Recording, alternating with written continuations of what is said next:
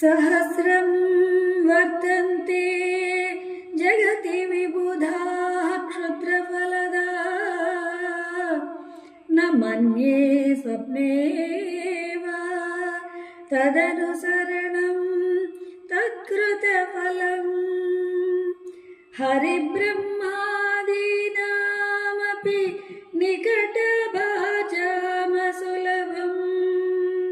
चिरं याचे सिंहो शिव तव पदाम्भोज भजनम्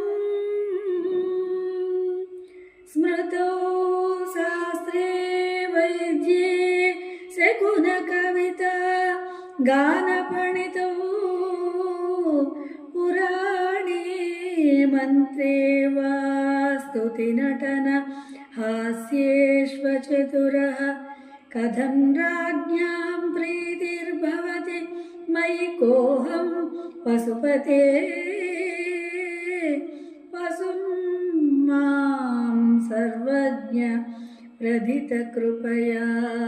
पालय विभो घटो वा मृत्पिण्डोऽप्यणुरपि च धूमोऽग्निजललः पटो वा तन्तुर्वा परिहरति किं घोरशमनम्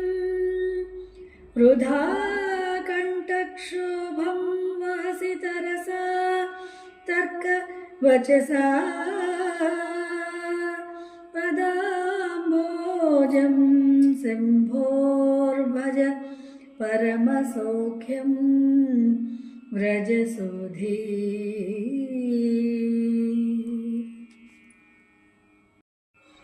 मनस्ते पादाब्जे निवसतु वचस्तोत्रफणितो करोचाप्यार्चायां श्रुतिरपि कदा कर्णनविधौ तव ध्याने बुद्धिर्नयन युगलं मूर्तिविभवे परग्रन्था